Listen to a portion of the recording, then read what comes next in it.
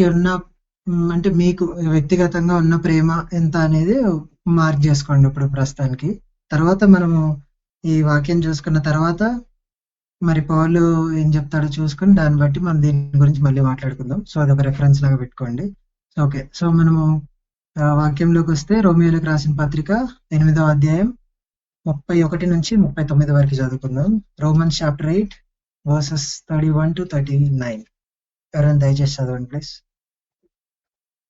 ఇట్లుండగా ఏమందుము, దేవుడు మన పక్షమున నుండగా మనకు విరోధి ఎవడు? తన సొంత కుమారుని అనుగ్రహించుటకు వెనుక తీయగా మన అందరి కొరకు ఆయనను అప్పగించిన వాడు ఆయనతో పాటు సమస్తమును మనకెందుకు అనుగ్రహింపడు? దేవుని చేత ఏర్పరచబడిన వారి మీద నేరము మోపువాడెవడు? నీతివంతులుగా తీర్పు తీర్చువాడు దేవుడే. శిక్ష విధించువాడెవడు? చనిపోయిన క్రీస్తు యేసే. అంతేకాదు మృతులలో నుండి లేచిన వాడును, దేవుని కుడి పార్శ్వమున ఉన్నవాడును, మన కొరకు విజ్ఞాపనము కూడా చేయవాడును ఆయనే. క్రీస్తు ప్రేమ నుండి మనలను ఎడబాపు వాడెవడు? శ్రమ అయినను, బాధ అయినను, హింస అయినను, కరువైనను, వస్త్రహీనత అయినను, ఉపద్రవమైనను, ఖడ్గమైనను మనలను ఎడబాపున. ఇందును గూర్చి వ్రాయబడినదేమనగా, నిన్ను బట్టి దినవెల్లా మేము వధింపబడిన వారము, వధకు సిద్ధమైన గొర్రెలమని మేము ఎంచబడిన వారము. అయినను మనలను ప్రేమించిన వాని ద్వారా మనము వీటన్నిటిలో అత్యధిక విజయము పొందుచున్నాము. మరణమైనను, జీవమైనను, దేవదూతలైనను, ప్రధానులైనను, ఉన్నవి అయినను, రాబోవునైనను, అధికారులైనను, ఎత్తైనను, లోతైనను, సృష్టింపబడిన మరి ఏదైనను మన ప్రభు అయిన క్రీస్తు యేసునందలి దేవుని ప్రేమ నుండి మనలను ఎడబాప నేరవని రూఢిగా నమ్ముచున్నాను. Okay, right, thank you aunty. So చిన్న ప్రార్థన చేసుకుని మొదలు పెట్టుకుందాం. ప్రేమానంకం గల మా ప్రియపరలోకి తండ్రి, నేను మరి ఇప్పుడు చదువుకున్న వాక్య భాగం మేము ధ్యానించుండగా మరి మా యొక్క హృదయము బుద్ధిని మేము విని దానికి అర్థం చేసుకోవడానికి సహాయం దయచేయండి. అవి మీ ప్రేమ గురించి మేము చదవబోతుండగా మరి అది ఎలాంటి ఏంటి అని మరి నన్ను మీ యొక్క సిలువ చాటును మరుగుపరిచి మరి ఏం మాట్లాడాలనుకుంటున్నారు మరి మీరే ముందుకు తీసుకురామని నేను చేసే చిన్న ప్రార్థన పెట్టాడు పెట్టుకుంటున్నాను తండ్రి. ఆమేన్. ఓకే, సో ఇక్కడ 31లో ఇట్లుండగా ఏమందుము అని రాసింది కదా. సో ఇట్లుండగా అని ఉంది మన ఇంగ్లీష్ లో.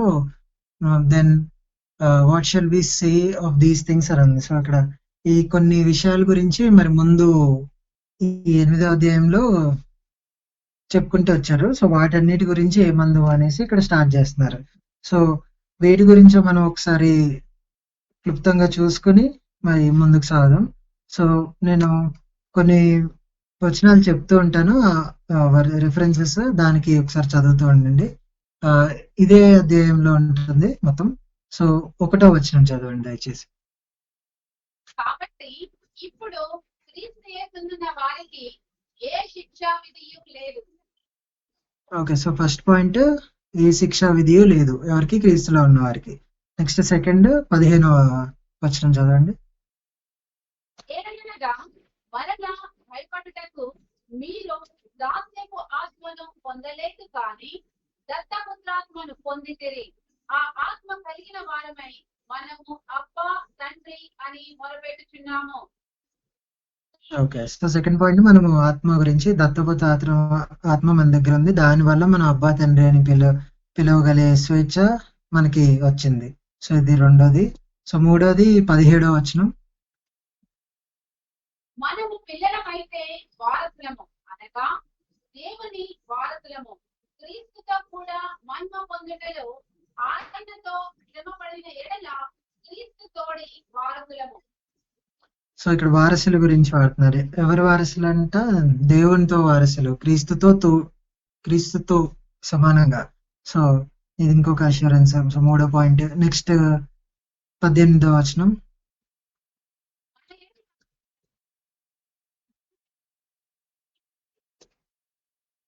ఎన్నతగినవి కావని ఎంచుచున్నాను. సో మరి మనకి ప్రత్యక్షం కాబో మహిమ ముందు మరి ఆ ఈ శ్రమలు ఎంచదగినవి కాదంట. సో ఆ శ్రమలు ఏంటో మనం చదువుకుందాం, ముందు చూసుకుంటాము. సో ఇది 4th పాయింట్. 5th పాయింట్ 26వ వచనం. అటువలే ఆత్మయు మన శ్రీహీనతను చూచి సహాయము చేయుచున్నాడు. ఎలయనగా మనము యుక్తముగా ఎలాగు ప్రార్థన చేయవలెనో మనకు తెలియదు గాని ఉచ్చరింప సత్యము కాని మూలికలతో ఆ ఆత్మ తానే మన పక్షముగా విజ్ఞాపనము చేయుచున్నాడు. సో మన పక్షమున విజ్ఞాపన చేస్తున్నాడంట అది ఆత్మ. సో అది 5వది. సో ఆఖరిది 29వ వచనం, దయచేసి చదవండి. ఎందుకనగా తన కుమారుడు అనేక సహోదరులలో జ్యేష్ఠుడగినట్లు దేవుడు ఎవరిని ముందు ఎరిగెనో వారు తన కుమారునితో సారూప్యము గలవారగుటకు వారిని ముందుగా నిర్ణయించెను. సో తన కుమారుని సారూప్యంతో గల వారొకటకు సో అనేసి ముందుగానే డెస్టిన్ చేశారంట. సో ఓకే, సో ఈ 6 పాయింట్స్ మనం చదువుకున్నాం కదా. సో దీన్ని సో క్లుప్తంగా మనకి 31లో చెప్పింది వీటన్నిటి విషయాల గురించి. సో మరి పౌలు గారే ఇవన్నీ చెప్తూ వచ్చారు కదా. సో వీటన్నిటి గురించి ఏమందుము అని చెప్పేసి 31లో మనము చూస్తాము. సో ఏమంటాడంటే అసలు దానికి ఆన్సర్ గా పౌలు గారు మళ్ళీ దానికి ఆన్సర్ ఇవ్వకుండా ఇంకొక క్వశ్చన్ తో ఆన్సర్ ఇచ్చారు. సో ఏంటది? 31లో చూసుకుంటే దేవుడు మన పక్షం నుండగా మనకు విరోధెవ్వడు. సో మన పక్షం నుండిగా విరోధెవ్వడు అనేసి అంత క్లియర్ గా రాస్తుంది. సో ఇందులో మనకి అర్థం కానిది ఏం లేదు. సో క్లియర్ గా ఉంది కదా, మన పక్షం నుండిగా మనకు అసలు విరోధే లేడు. సో అంత బాగుంది, ఏం లేదు కదా, మరి ఇంకా భోంచేసి ఇంటికి వెళ్ళిపోదామా? లేదు కదా. సో ఇక్కడ ఏదో రాసన్నారు. సో దీన్ని మనం అర్థం చేసుకోవడానికి ఇంకో 2 వచనాలు చదువుకుందాం. 1 పేతురు 5వ అధ్యాయం 8వ వచనం. 1 పేతురు 5వ అధ్యాయం 8వ వచనం. 1 Peter chapter 5 verse 8. నిబ్బరమైన బుద్ధి గలవారై మెలకువగా ఉండుడి. మీ విరోధి అయిన అపవాది గర్జించు సింహము వలె ఎవరిని మృంగుతున్నా అని వెతుకుచూ తిరుగుచున్నాడు. సో ఇక్కడ క్లియర్ గా రాశారు కదా, మనకి దేవుడు మన పక్షం ఉంటే విరోధి ఎవడు అని ఇక్కడ ఉన్నాం. సో మనకి దొరికేశాడు విరోధి ఎవరో. ఇంకొకటి ఎఫెసీయులకు రాసిన పత్రిక 4వ అధ్యాయం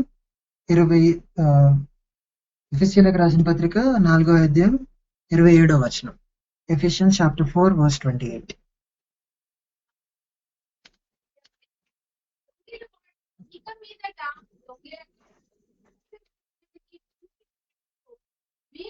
నిమిత్తము తన చేతులతో మంచి పని చేస్తూ కష్టపడవలెను.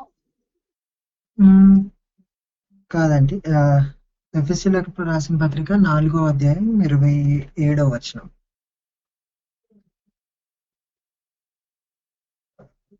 ఒక నిమిషం నేను చూస్తాను.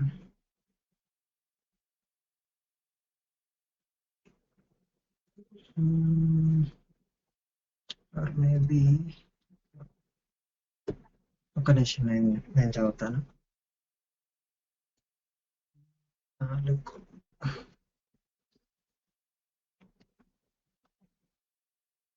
27లో ఏమనంటుంది? అపవాదికి చోటు ఇయ్యకుడి అని రాసింది. సో అపవాదికి చోటు ఇయ్యకుడి. ఫస్ట్ 1 పేతురులో చూసుకుంటేనేమో గర్జించే సింహం వల్లే తిరుగుతున్నాడంట. మరి దానికి ఎఫెసీయులకు రాసిన పత్రికలో అపవాదికి చోటు ఇయ్యకుడి అని చెప్పేసి రాశారు. సో మళ్ళీ ఇప్పుడు మనం బ్యాక్ టు రోమియోలకు రాసిన పత్రిక 8వ అధ్యాయంకి వచ్చేద్దాం. సో 31. సో మనకి విరోధి ఎవ్వడు అని చెప్పి ఇక్కడ మనకి క్లియర్ గా రాసింది. సో విరోధి ఎవ్వడు లేడని ఇక్కడ మరి పౌలు చెప్పట్లేదు. మనల్ని ఎవరు ఆపలేరు, మనకి దేవుడు మన పక్షం ఉన్నాడు కాబట్టి మనకు అసలు విరోధి లేడు అనేది కూడా చెప్పట్లేదు. సో ఇక్కడ క్లియర్ గా బైబిల్లోనే రాసింది. మరి విరోధి సాతాన్ అని చెప్పేసి మనకి చాలా రిఫరెన్సెస్ ఉన్నాయి. సో ఇవి జస్ట్ 2 ఎగ్జాంపుల్స్ మాత్రమే. సో ఇక్కడ మరి మరి పౌలు అర్థం ఏంటి అసలు? మనకి దేవుడు మన పక్షం ఉంటే మరి విరోధి ఎవడు లేడు అని విరోధి ఎవడు అని క్వశ్చన్ వేశారు కదా. సో మరి పౌలు అక్కడ ఏం ఉద్దేశించి చెప్దాం అనుకున్నాడంటే మనం ఇలా అర్థం చేసుకోవచ్చు. సో సో ఈ పైన మనం 6 రెఫరెన్సెస్ చూసుకున్నాం కదా. సో వాటన్నిటి ద్వారా పైన వాటి వలన అండ్ ఇంకా మన విశ్వాసం ద్వారా దేవుడు మన కోసం ఏర్పరిచిన వాటిని అపవాది దొంగలించలేడు, ఇంకా దాన్ని దొంగలించడానికి నిలవలేడు కూడా. సో మన ఎదుట దేవుడు ఉన్నప్పుడు అపవాది వీటిని దొంగలించలేడు, నిలవలేడు. సో ఇప్పుడు దేవుడు మనతో ఉన్నప్పుడు, ఎందుకంటే దేవుడు అపవాది కంటే బలవంతుడు కాబట్టి. సో ఇది బేసిక్ గా మనం అర్థం చేసుకుంటాం 31లో. సో ముందుకు సాగుతుంది 32, 33, 34లో చూసుకుంటే అక్కడ ఇది కూడా సెల్ఫ్ ఎక్స్ప్లెనేటరీ, అంటే క్లియర్ గానే ఉంది. సో తన సొంత కుమారుని అనుగ్రహించని వాడు అందరి కొరకు ఆయన మనం అప్పగించిన ఆయనతో పాటు సమస్తమును మనకి ఎందుకు అనుగ్రహించాడు అని చెప్పేసి మనకి క్లియర్ గా రాస్తుంది. అది కూడా ఇంకో క్వశ్చన్ తో ఆన్సర్ చేస్తాడు మరి పాలు. మరి 33లో చూసుకుంటే దేవుని చేత ఏర్పరచబడిన వారి మీద నేరము మోపువాడెవడు, నీతిమంతుని తీర్చేవాడు దేవుడే. సో దేవుడు, ఇది కూడా క్లియర్. సో ఇక్కడ 32లో ఏం కనబడుతుంది అని అంటే దేవుని యొక్క ప్రేమ కనిపిస్తుంది. సో అంటే సొంత కుమారునే ఇచ్చేసిన వాడు మిగతావన్నీ ఇవ్వలేడా అనేసి ఆయన యొక్క ప్రేమ కనిపిస్తుంది. 33లోకి వచ్చేస్తే విరోధి అంటే దేవుడి చేత ఏర్పరిచిన వారి మీద నేరం మోపవాడేవాడు, అంటే ఇంకెవ్వడు లేడు, అదే హైయెస్ట్. అంటే దేవుడు చేత ఏర్పరిచిన వాళ్ళు ఇంకా దేవుడే హైయెస్ట్ కాబట్టి అక్కడ ఇంకా దాని మీద ఎవరు లేరు అనేసి 33లో చదువుకుంటాం. సో 34కి వచ్చేస్తే శిక్ష విధించేవాడెవడు, చనిపోయిన క్రీస్తు యేసే, అంతేకాదు మృతుల్లో నుండి లేచిన వాడు, దేవుని కుడిపక్షమున ఉన్నవాడు, మన కొరకు విజ్ఞాపనము కూడా చేయువాడు ఆయనే. సో శిక్ష విధించేవాడే సిలువ వేయబడ్డాడు, మనకి శిక్ష చేసేవాడే. సో అంటే అది మనము అర్థం చేసుకోవాలనుకుంటే ఇప్పుడు కోర్టులో జడ్జి ఎవరైతే ఉంటారో మనకి శిక్ష వేయాల్సింది పోయి మనకే, అంటే మన కోసమే సిలువ మీద ప్రాణం ఇచ్చేసి మరి మన పాపాల ఆయన మీద వేసేసుకుని దాన్ని క్లియర్ చేసేసాడు. అట్లాగే మళ్ళీ తండ్రి గుడిపక్షాన్ని కూర్చొని మరి మన కోసమే విజ్ఞాపన చేస్తున్నాడు. సో ఎంత మరి మనం ఎంతో ప్రివిలేజ్ గా ఫీల్ అవ్వాలి ఇక్కడ. సో అంటే మనకి శిక్ష రాకుండా ఆయన వచ్చి మళ్ళీ తండ్రి గుడి పక్షాన కూర్చొని విజ్ఞాపన చేస్తూ ఉన్నాడు. సో అన్ని ఇక్కడ వరకు 31, 32, 33, 34 వరకు అంతా బాగుంది కదా. సో దేవుడు మనతో ఉన్నాడు, మన పక్షం ఉన్న తండ్రి దగ్గర కూర్చొని విజ్ఞాపన చేస్తున్నాడు, మనకి ప్రేమ చూపిస్తున్నాడు. సో అంతా బాగుంది, ఇక్కడ వరకు అంతా బాగుంది. సో నెక్స్ట్ 35 నుంచి మనము ఫోకస్ చేద్దాము. సో 35లో చూసుకుంటే క్రీస్తు ప్రేమ నుండి మనలను ఎడబాపు వాడెవడు. సో అంటే మన క్రీస్తు ప్రేమ నుంచి మనల్ని సపరేట్ చేసేవాడు ఎవరు అనేసి ఇక్కడ రాసింది. సో సపరేట్ చేసేవాడు ఎవడు అనే దానికి ముందు క్రీస్తు ప్రేమ గురించి రాశారు కదా. సో అసలు ప్రేమ ఏంటి, ఆ ప్రేమ మరి మనకి మనుషులుగా మనం కూడా మన యొక్క పిల్లలకి కానీ మరి ప్రేమ చూపిస్తూ ఉంటాం కదా. సో ఆ ప్రేమ ఈ ప్రేమ ఒకటేనా, ఒకటే అయితే ఎంతవరకు, కాకపోతే ఏంటి అనేది మనం చూసుకున్నాము. సో బేసిక్ గా మనము ఒక ఫ్రెండ్ అయినా, ఒక పేరెంట్స్ అయినా, చిల్డ్రన్ అయినా, లేదా కొలీగ్ అయినా, లేదా నైబర్ అయినా, ఎవరైనా కానీ మనం ప్రేమ ఎప్పుడు చూపిస్తాము? ఫస్ట్ బేసిక్ గా మనకి వాళ్ళకి రిలేషన్ బాగున్నప్పుడు, లేదా వాళ్ళు మనకి మంచి రెస్పాండ్ అవుతున్నప్పుడు, అంటే అటు సైడ్ నుంచి మనకి ఏదైనా వస్తున్నప్పుడు మాత్రం చూపిస్తాం. మనం కూడా ప్రేమ చూపిస్తాం. ఒక్కొక్కసారి అటు నుంచి రాకపోయినా మరి బైబిల్లో నీ యొక్క పొరుగువాడిని ప్రేమించాలని చెప్పి రాసింది కాబట్టి మరి అటు నుంచి అంత మనం రెస్పాన్స్ రాకపోయినా కానీ మనం లైట్ గా ప్రేమించడానికి ట్రై చేస్తాము. సో అది కొంతవరకు పాసిబుల్ అవుతుంది, కొన్ని ప్లేసెస్ లో పాసిబుల్ కాదు. సో బేసిక్ గా అది 2-way కమ్యూనికేషన్ లాగా, ఇటు నుంచి రావాలి, ఇటు నుంచి రావాలి, అనేలాగా పనిచేస్తుంది. సో కానీ ఇక్కడ మరి దేవుడు ప్రేమ ఎలాంటిదని మనం చూసుకుంటే, సో దేవుడు మనల్ని ప్రేమిస్తున్నాడు కదా! సో మరి రిసీవ్ చేసుకునే వాళ్ళు అంటే మనము 2 టైప్స్ గా ఉంటారు బేసిక్ గా మనం అర్థం చేసుకోవడానికి. ఫస్ట్ ఫస్ట్ పార్ట్ వస్తే ఒక అంటే మనము సెంటర్ లో ఉంటాము. మనం సెంటర్ గా ఉండి మనమే సెంటర్ ఆఫ్ అట్రాక్షన్ గా ఉండి దాని దేవుడి ప్రేమ మన దగ్గరికి వస్తుందా లేదా అనేసి చూస్తాం. అంటే మనము మనం ఉన్న స్థితి బట్టి దేవుడు నన్ను ఇప్పుడు ప్రేమిస్తాడా నేనున్న స్థితిలో, లేదా నేను చేసిన పాపాలకి ఇప్పుడు నన్ను దేవుడు ప్రేమిస్తాడా అని చెప్పి మన మన యొక్క స్టేట్ ని అంటే మనం ఉన్న సిచ్యువేషన్ కి మనము ఆలోచిస్తూ ఉంటాము. సో అది ఫస్ట్ టైప్. సెకండ్ టైప్ చూసుకుంటే ఇంకొకరు దేవుడిని సెంటర్ లో పెట్టి మరి మనము బయట అంటే సెంటర్ ఆఫ్ ఫోకస్ కాకుండా ఉంటాము. అప్పుడు మరి దేవుడిని మనము ఫోకస్ చేసినప్పుడు మరి దేవుడి ప్రేమ ఎలాంటిది అంటే మనం ఎలాంటి స్టేజ్ లో ఉన్నా ఎలాంటి పరిస్థితిలో ఉన్నా మరి ఆ ప్రేమ మన దాకా వస్తుంది అని చెప్పి దేవుడి మీద ఫోకస్ చేస్తే అప్పుడు మనకు అర్థమవుతుంది ఆ ప్రేమ. ఎప్పుడైతే మనం సెంటర్ ఆఫ్ అట్రాక్షన్ గా అంటే సెంటర్ ఆఫ్ పాయింట్ గా ఉంటే మరి మనము మన సిచ్యువేషన్స్ ని ఇప్పుడు నన్ను దేవుడు ప్రేమిస్తాడా, జనరల్ గా మనం నార్మల్ గా ఎవరికైనా దేవుడి ప్రేమ గురించి చెప్పడానికి వెళ్ళినప్పుడు ఓకే ప్రేమిస్తాడు కానీ నన్ను కాదులే, నా సిచ్యువేషన్స్ వేరు అంటే ఎవరి వాళ్ళు సెల్ఫ్ అనాలిసిస్ చేసుకున్నప్పుడు మనము మనకి అంటే ఇప్పుడు నేనున్న స్టేట్ కి మరి దేవుడు నన్ను ఇప్పుడు ప్రేమిస్తాడా, మరి నేను చేసిన పాపాలకి అని చెప్పేసి మనం చేసుకుంటూ ఉంటాం. అలానే చాలా మందిని మనం చూస్తూ ఉంటాం కూడా. ప్రేమ దేవుడి వైపు నుంచి వస్తుంది అని చెప్పి మనం ఫోకస్ చేస్తాము. అప్పుడు మనకు అర్థమవుతుంది మనం ఉన్న స్థితి, మనం ఉన్న స్టేట్ చూసుకుంటా ఉంటే మరి అది కష్టం, మనం అర్థం చేసుకోలేము. సో ఇక్కడ 35లో మరి దేవుడి ప్రేమ గురించి మనం అర్థం చేసుకున్నాం కదా. సో ఫస్ట్ దేవుడిని సెంటర్ ఆఫ్ పాయింట్ లో పెట్టేసి మనము దేవుని యొక్క ప్రేమకి హద్దులు లేవు, మనం ఎలాంటి స్థితిలో ఉన్నా ఎక్కడున్నా ఎప్పటికైనా కానీ మనల్ని ప్రేమిస్తాడని చెప్పేసి మనం ఇక్కడ అర్థం చేసుకోవాలి. అది దేవుడి ప్రేమ, దాని గురించి ఇక్కడ రాయబడింది. సో కొద్దిగా ముందుకెళ్తే 35లో దేవుడి ప్రేమ నుండి మనల్ని ఎడబాపు వాడు ఎవడు. సో ఎడబాపు వాడు ఎవడు అనేసి మనం చూసుకుంటాం. సో ఎవడు అనేది మనం ముందే ఇందాక తెలుసుకున్నాము. సో ఇక్కడ మనం ఏమి చూడాలి అని అంటే మనం ఇప్పుడు అర్థం చేసుకున్నది ఏంటి అంటే మనము కాదు ఇచ్చేవాడు, అంటే ప్రేమని మనం జస్ట్ రిసీవింగ్ ఎండ్ లోనే ఉన్నాము, అంటే దేవుడి ప్రేమలో. సో అది అర్థం చేసుకున్నాం అంటే దేవుని యొక్క కృప గురించి మనం అర్థం చేసుకున్నాం. అంటే మనము ఎలిజిబుల్ కాకపోయినా దాన్ని మనం రిసీవ్ చేసుకుంటాం అనే దానికి దీన్ని అంటే అది దేవుడి ప్రేమ అని చెప్పి మనం అర్థం చేసుకుంటాం.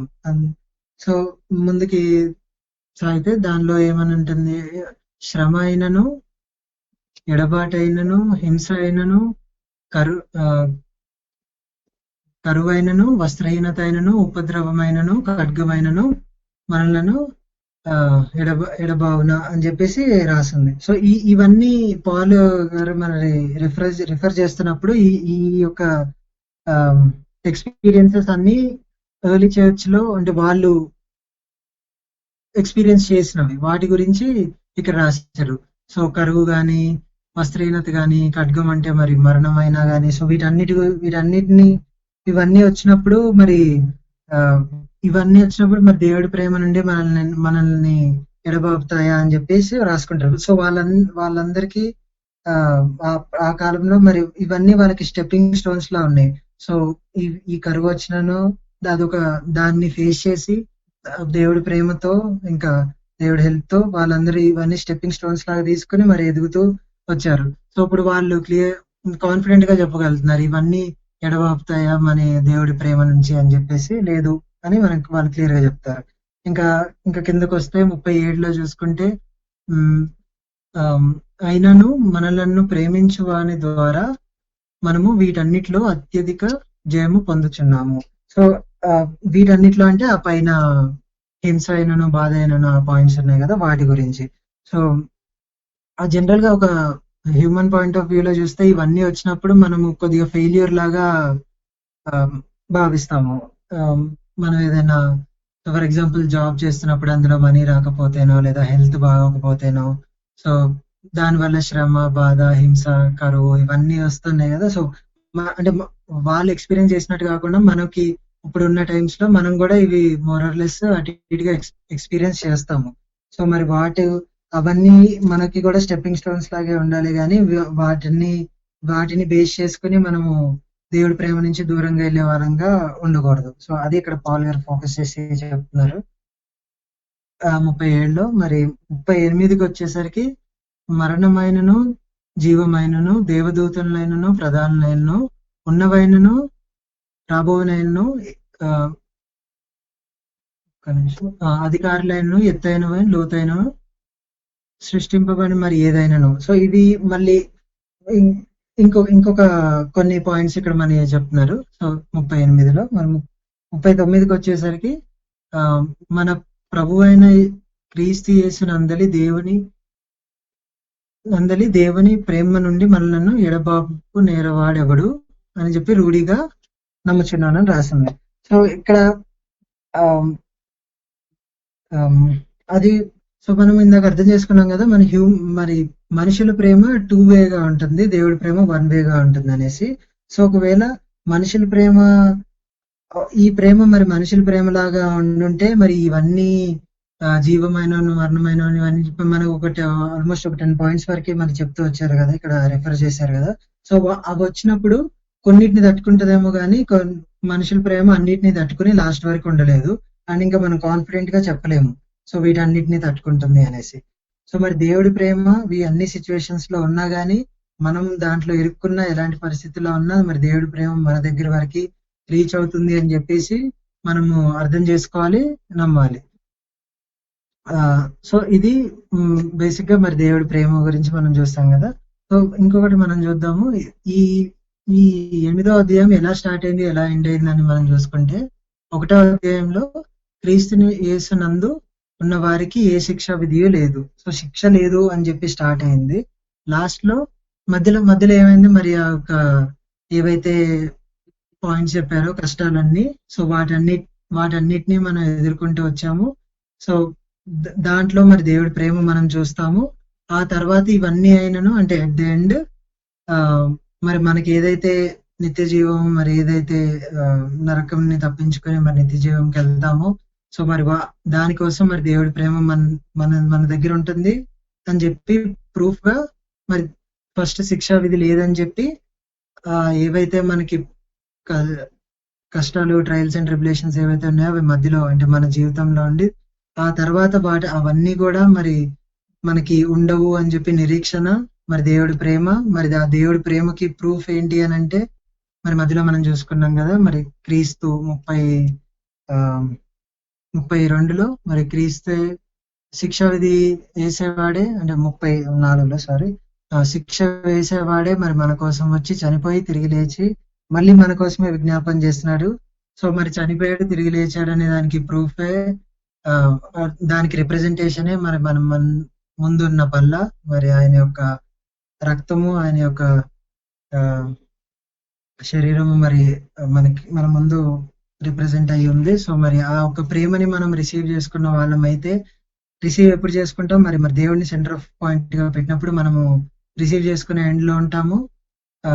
కాబట్టి మరి స్టార్టింగ్ లో మనము ఒక స్కేల్ ఏదైతే మాట్లాడుకున్నామో మరి దేవుడి సైడ్ నుంచి ప్రేమ ఎప్పుడు కాన్స్టెంట్ గానే ఉంటుంది. సో మరి రిసీవ్ చేసుకునే మన దగ్గర ఎంత రిసీవ్ చేసుకున్నాం అనేది ఉండాలి. సో మరి దేవుడి పట్ల ప్రేమ మనకి 10 ఉంటే మంచిది, అంటే హైయెస్ట్ ఉంటే మంచిది. ఒకవేళ లేకపోతే మరి ఎలాంటి పరిస్థితుల్లో ఉన్నా కానీ దేవుడు ప్రేమించేవాడుగా ఉన్నాడు. మనల్ని